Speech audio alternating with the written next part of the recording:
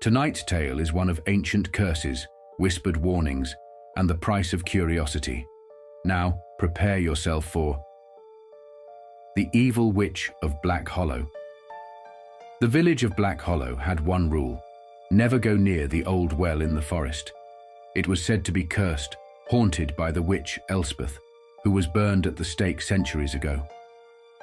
The elders warned that she still lurked beneath the earth, waiting for foolish souls to call upon her name. Most villagers heeded the warning, except for young Martha. One cold October evening, after hearing the legend one too many times, Martha decided to prove the stories wrong. With a lantern in hand, she ventured into the forest, the twisted branches reaching toward her like skeletal fingers. The wind howled through the trees, whispering her name. She found the well easily. It stood in a small clearing, its stones worn and crumbling. The wooden cover was missing, leaving only a dark, gaping hole. With a smirk, Martha leaned over the edge. "Elspeth, if you're real, show yourself," she called, her voice dripping with mockery. Silence. She waited, expecting nothing. But then, a sound. Drip. A faint noise echoed from the depths of the well like water dripping on stone. Then something else.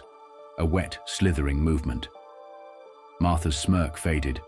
Suddenly, long, bony fingers shot up from the darkness, grabbing her wrist.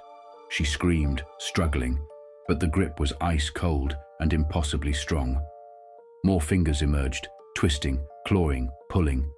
A grotesque face rose from the well, pale, rotted skin stretched over jagged bones, eyes black and endless. A grin split its face, revealing broken yellow teeth. "You called me," the witch rasped. Martha shrieked, yanking back with all her strength. The lantern slipped from her grasp, tumbling into the well. As it fell, its flickering flame illuminated something far, far worse.